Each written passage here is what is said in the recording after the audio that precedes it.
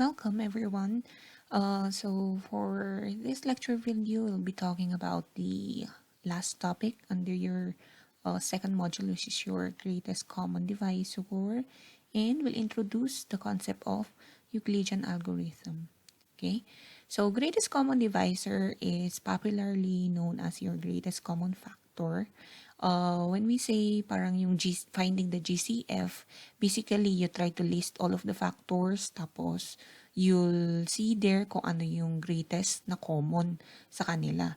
So, basically ganun yung yung ginagawa natin. Pero what if the numbers are parang is a 3-digit number, kaya 4-digit number. Minsan, pag hahanapin natin yung factors ng number na yun, most likely medyo mahihirapan tayo. It would take time for us to, find for the factors, list all of the possible factors. With that, we have this concept, greatest common divisor or your greatest common factor. Let A and B be given integers with at least one of them different from 0. Greatest common divisor of A and B, denoted by GCD, tapos may parenthesis siya, AB, okay, is the positive integer D satisfying the following, which is letter A, D divides A, and D divides B. Letter B, if C divides A and C divides B, then C is less than or equal to D. Okay, let's further explain that one.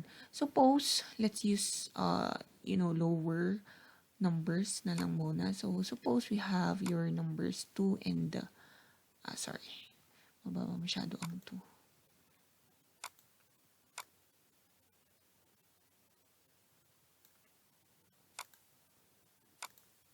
Okay. Let's try to find for the GCD of 6 and 8. So, kunyari, 6 and 8 here. So, ang hahanapin natin is your D. D is your greatest common divisor. Okay? The GCD of 6 and 8, dati, what are we doing is that we try to, list the possible factors. Tama? And for example, dito, 1 and 6. Yan. What else? 2 and then 3. Dito naman, so we have 1 and then 8. And then we have 4 and then 2. Yan. So those are the factors. Tapos, hahanapin natin yung greatest na common. Yan, which is your 2. Which is pretty much the same as your greatest common divisor. Ayan, 2. Ganyan kapag yung elementary days natin, di ba? Ang pinapagawa sa atin. Ngayon, ang greatest common divisor dito, so denoted by your D should divide A and then your D should divide B. So in here, 2, okay? So kung makikita natin, 8 cannot divide 6, tama? 6 cannot divide 8. Next number tayo, 4 cannot divide 6, and then 3 cannot divide 8. So, next na common next na greatest na common between the two is 2. So, kung makikita natin, so we have 2 which divides 6, and then 2 which also can divide 8. We have already satisfied your letter A here. And then next, if C divides A and then C divides B, then C is less than or equal to D. So, in here, meron ba tayong value ng C? So, we have C here as 1. Kasi nga, 1 divides 6 and then 1 divides 8. However, C is less than or equal to your D, or 1 is less than 2. Therefore, we had satisfied the two properties. So, the GCD of 6 and 8 is really equal to your 2. So, this one is your D. Okay? Ganon ang concept ng greatest common divisor. It should divide your A here and then your B. And if there exists C which divides your A and then B, it should be less than your D or equal to your D. Okay? So, yun. That's it for the definition. Next, let's move on to your theorem. So, theorem, given integers A and B, not both A and B, not both of which are 0, there exist integers x and y such that the GCD of A and B is equal to ax plus by. This one, na-prove actually natin to using your theorem letter G. If you can still recall yung theorem G natin. Balikan lang natin. So your theorem G, so it states that if A divides B, tapos A divides C, then A divides bx plus cy. Okay. Kung makikita natin dito sa ating theorem G, A divides B, A divides C, then A divides bx plus cy. So kung papalitan natin, so we're just talking about your greatest common divisor, tama? Which has the concept D divides A, tapos D divides B, then your D should divide your AX plus BY. Okay? Which is pretty much the same under your theorem G. And we had shown the proof of that one from our previous video. So you might as well want to go back.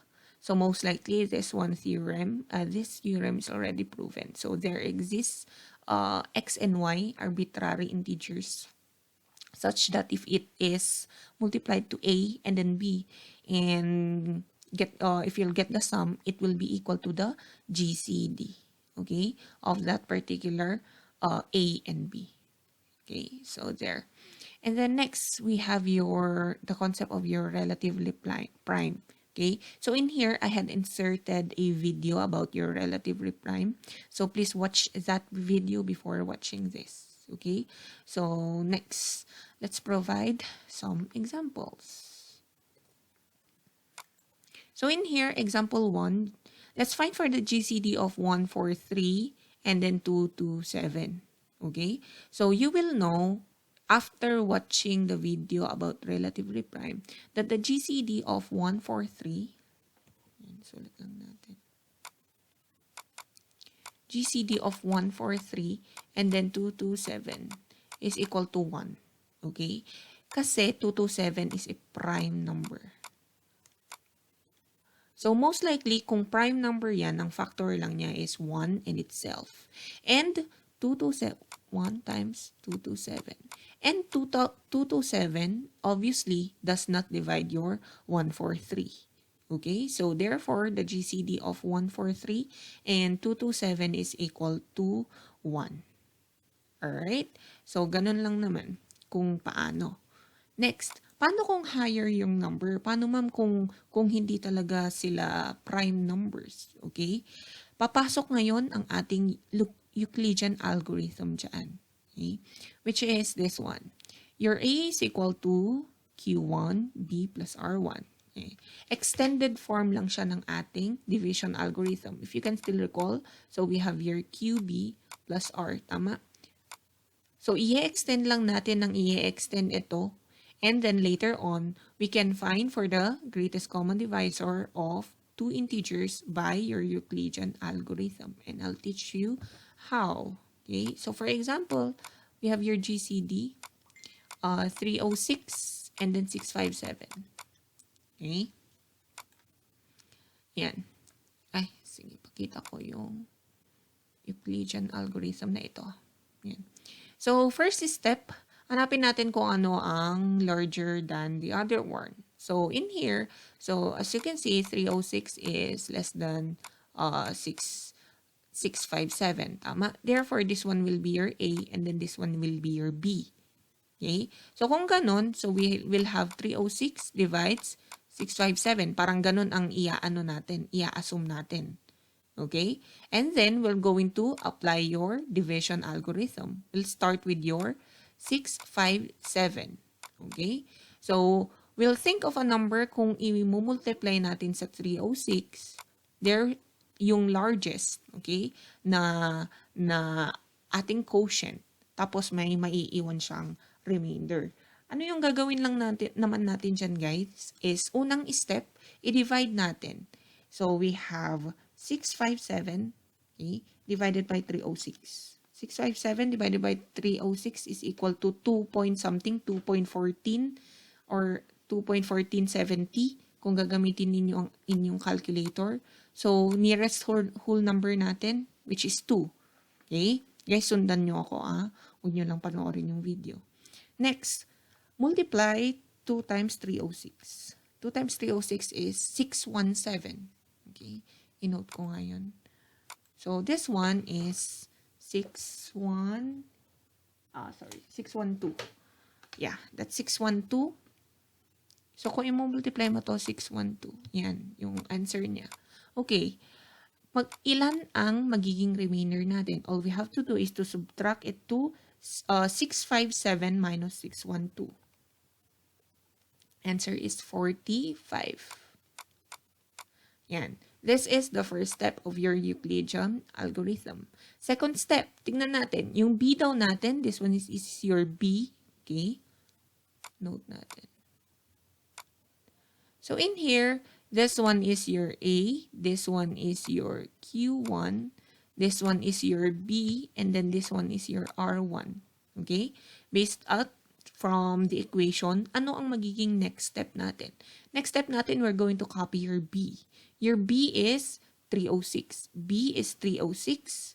And then, your R ang magiging B natin dito sa baba. Okay? Copy natin dito. So, we have 306, which is your B here, guys, is equal to, ayan, 45 ang magiging, dito, magiging B natin. So, ibababa natin si R1 dito, ayan, 45. Ganun ulit. Okay, same step. 306 divided by 45. Okay? The answer is 6.8.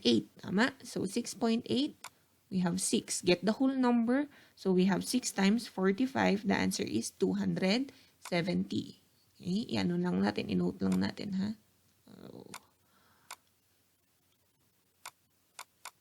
Yan, 270. So, 306 minus 270, the answer is 36 plus 36 as our remainder. Sana nasusundan natin. Okay? Next step natin, yan, parang dun sa kanina, all we have to do is to bring down your, kablock naman. So, ito, bababa ulit natin dito. Okay? Yung R1 natin kanina, gaganon natin dito. So, it will be 45 is equal to itong remainder natin, we have 36. Yan. 45 divided by 36, probably that's 1 point something. So, 1 yan. Tapos, ilan ang remainder natin? So, 45 minus 36, that is 9. Okay? Sana nasusundan, guys. Next natin, ganun ulit. So, kukunin natin to. We have 36 is equal to, itong remainder, 9. Yan. 36 divided by 9 is 4. Diba? 4 times 9 is 36. Therefore, wala na tayong remainder. Now, ano ang gamit ng Euclidean algorithm? Yung sinabi ko kanina is to find for your greatest common divisor. So, your greatest common divisor would be the last remainder before mag-0. Yan, ito, 9. Or, pwede din naman yung B mo dito, which is this one, 9. So, kung medyo naguguluhan kayo dito sa dalawa, hanapin nyo lang yung remainder before mag-0. Before mag-0, which is your 9. So, in here, the greatest common divisor of 306 and 657 is equal to 9. Okay? So, ganon. Next natin. Let's have one more. Okay. So, in here, let's find for the GCD of, I hope you will pause this video and then you will solve it on your own. Tapos, i-compare ninyo kung nakuha ninyo yung correct na sagot. Okay. So under here, GCD of 2, 7, and then 1, 4, 7, 9. So since mas malaki ito, this will become our B. Okay. So it will be 1, 4, 7, 9 is equal to 2, 7, 2. Okay. Yan. So, ilan 272 ang meron sa 1479? So, all we have to do is to divide 1479 divided by 272. The answer is 5.4375. So, we get the whole number which is 5. Multiply natin 5 times 272. So, ang sagot dito ay 13. Note ko ulit dito sa taas. So, that is 1360. 1479 minus 1360, that will be our remainder, which is equal to plus 119. Okay? Next, ito, yung B natin, ibababa natin dito. So, we have 272 is equal to yung remainder natin, which is 119. Ayan. So, ilang 119 dun sa 272? Ayan. Tingnan natin. So, we have dalawa. We have 2.2857. Okay, 2. Yan. So, 2 times 119, it is 238. Sulat ko dito. 2, that's 238. Yan. 272 minus 238, answer is 34. Okay, so the remainder is 34. Next, ibaba natin ulit si 119. 119 is equal to 34. Yan. Ilang 34 ang meron sa 119? We have 3.5, which is 3. Ayaw niya magsulat. 3, that's 3, guys. Wait lang, ha?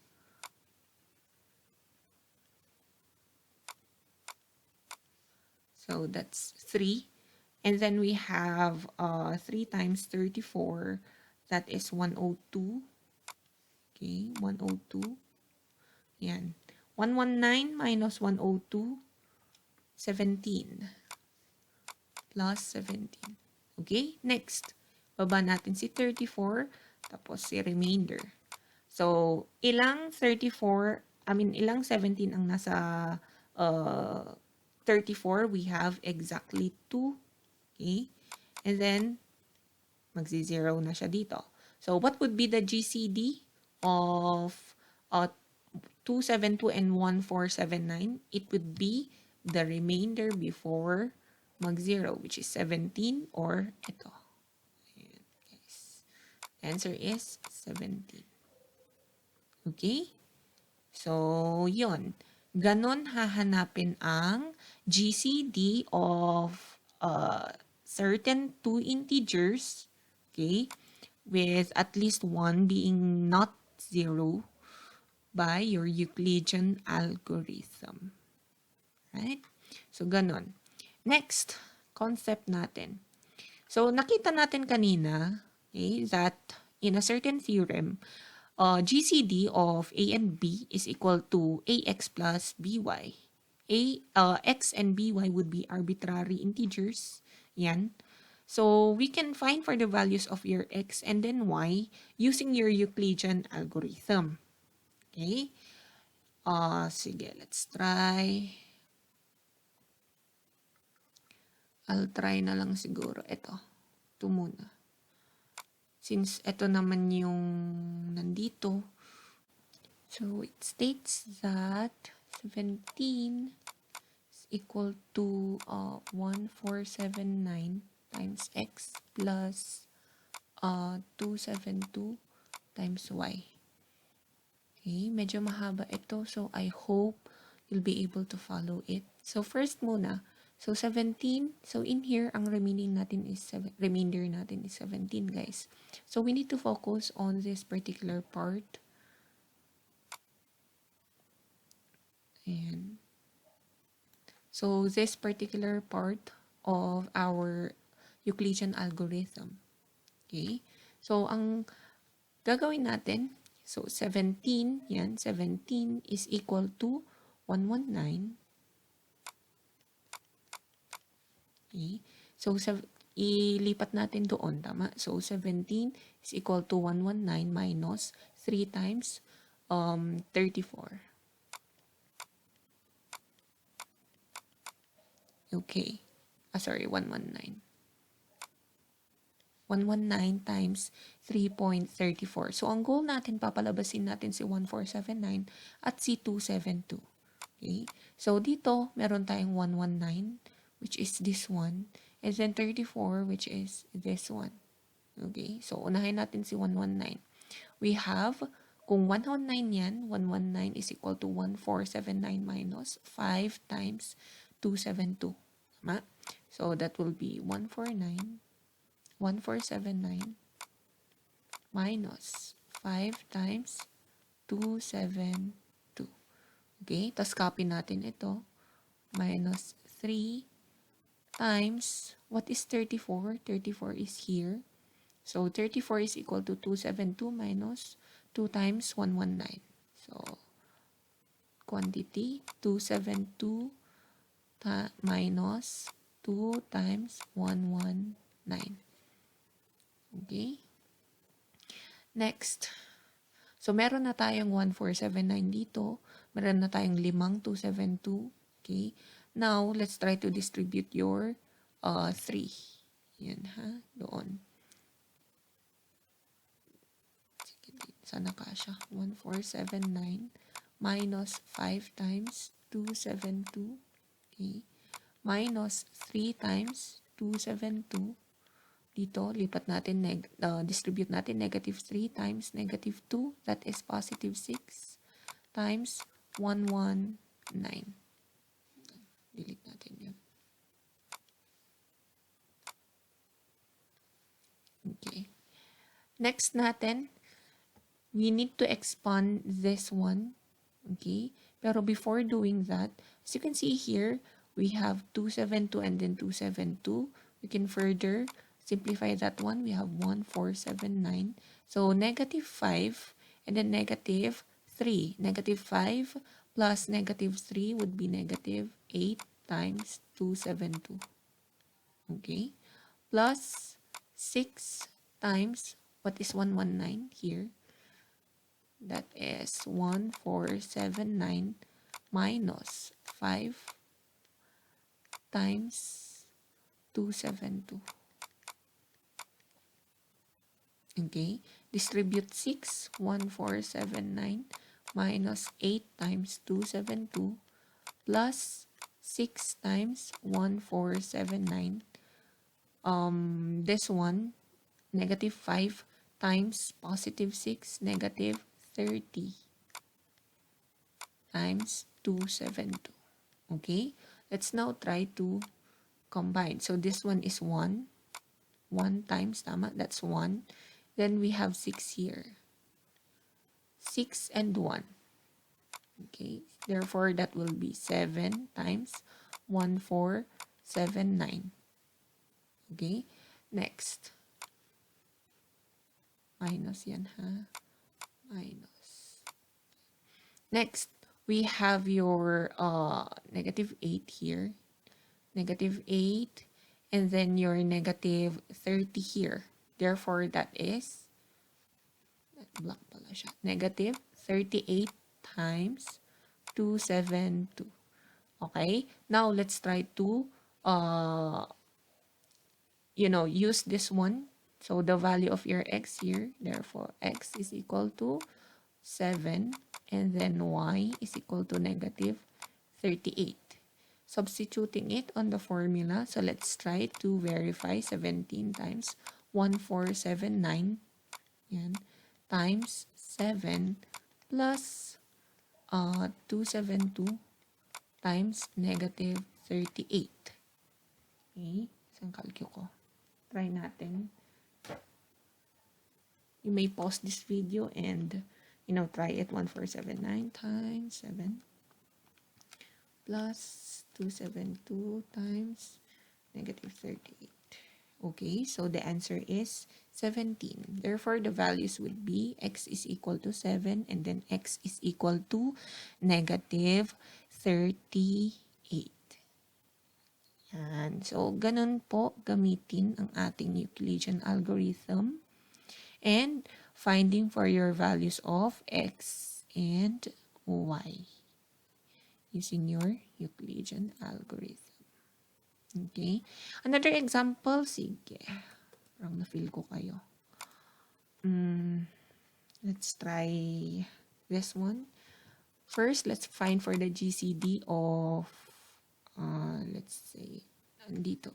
Meron ba sa ating, ayan. So, GCD of 1, 2, 3, 7, 8, and 3, 0, 5, 4. Yan. Ito muna. I will leave example 2 and then example 3 as your enhancement activity. No need to submit. Okay? Just for you to check if you had understood the topic.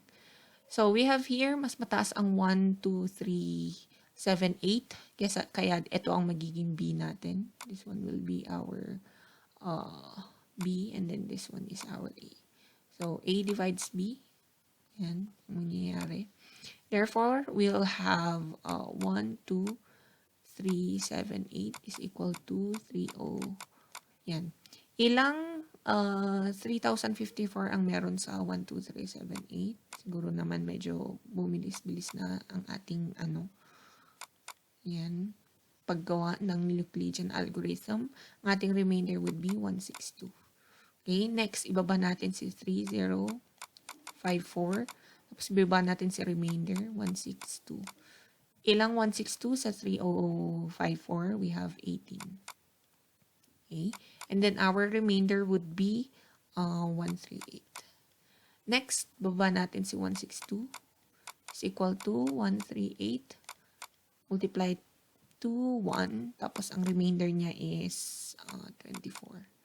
Next, baba natin si 138 is equal to 24. Ilang 24 ang meron sa 138? We have 5. Tapos, ang remainder natin is 18. Okay? Next, baba natin si 24. We have 18 here. Ilang 18 sa 24? Obviously, we have 1. And then, we have remainder of 6. Okay? Next one, we have 6 here. Ilang beses multiply ang 6? We have 3 times para maging 18 siya, and then this one would be 0. Okay, so what is our GCD? 6.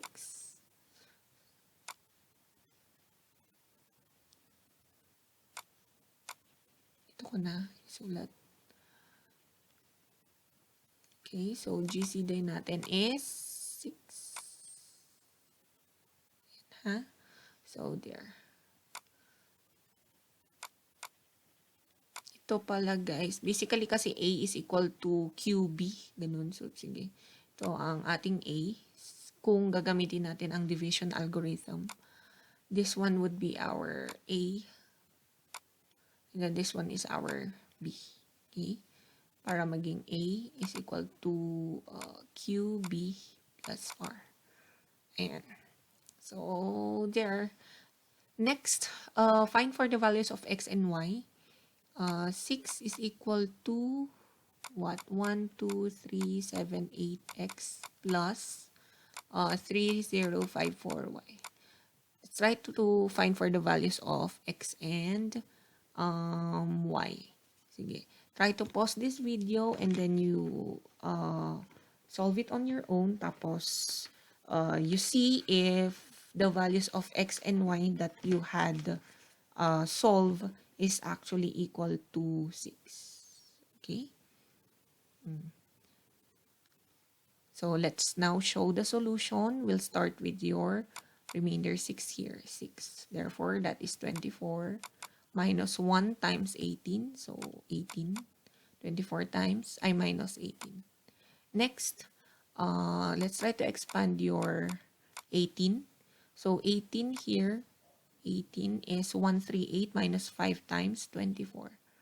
That's 138 minus 5 times 24. Okay. Next. So, this one, we have here your negative. Sige, distribute natin. 138 plus 6 times 24. we have 124 here, and then we have 624. Sorry, 524. Distribute lang natin yung sign. Yan, distribute lang. Negative 138 and then positive 5 times 24. We have 24 here and then 524 here. Therefore, we'll have 6 times 24 minus 138. Okay. Next, let's expand again 24 here. 6 times 24 is this one. 162 minus 138. Kasi 1 times 138. Okay? Minus 138. Ayan ha. Next, distribute your 6. So we have 6 times 162. Okay? Minus 6 times 138. Minus 138. Okay? We have negative 6 here and then your negative 1 here. Therefore, we have 6 times 162 minus 7 times 138. And next, so i-expand natin si 138 doon.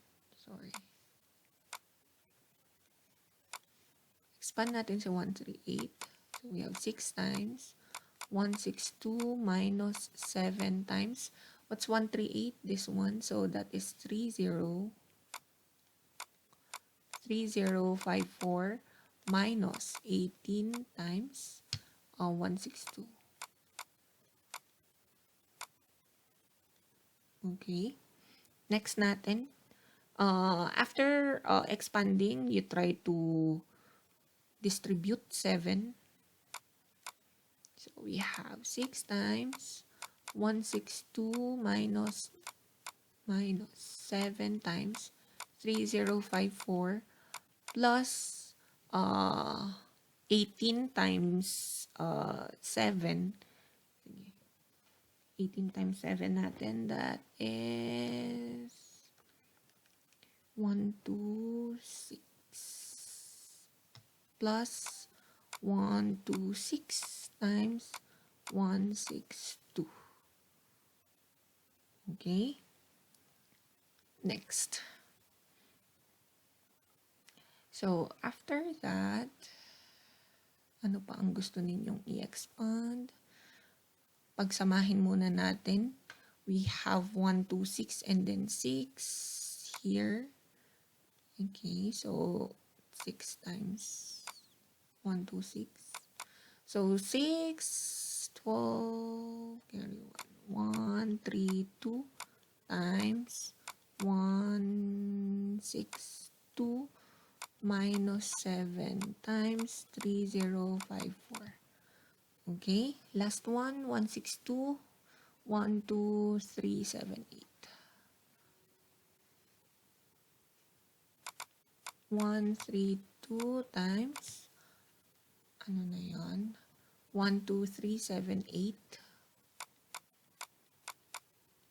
minus 4 times 3054.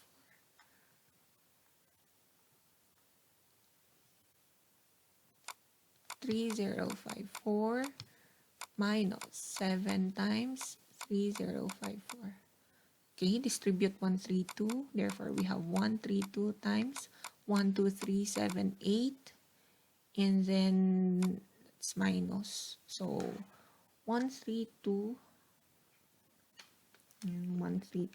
times 4, 528. Minus 528 times 3054 minus 7 times 3054. Okay? Tingnan natin yung mga pwede nating i-simplify.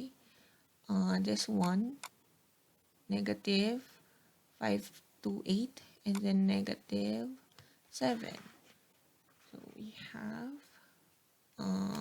528 plus 7, 535, negative 535. 132 times 1, 2, 3, 7, 8 minus negative 535 times 3054. Okay? Therefore, the values of your x is equal to 1, ano ba yan? 132. And then your y is equal to negative 535. Let's double check. Ano ating remainder? 6. So, let's double check here. Is 6 equal to 1, 2, 3, 7, 8 times 1, 3, 2 plus 3, 0, 5, 4 times negative 5, 3, 5. Double check natin. So, 1, 2, 3, 7, 8. 1, 2, 3, 7, 8. 1, 2, 3, 7, 8 times 1, 3, 2 plus 3, 0, 5, 4 times negative 5, 3, 5. Okay, so the answer is positive 6. Yan. There. So, for your enhancement activity, you please try to solve for the GCD of 1769 and then find for the values 1769 and 2378. Find for the values of x and y. GCD of 56 and 72 and then find for the values of x and y also. Okay, that will be all for the whole module 2. I hope you were able to understand all of the topics. In case na meron kayong questions, feel free to message me via Canvas inbox. Thank you so much, guys, and have a great day ahead.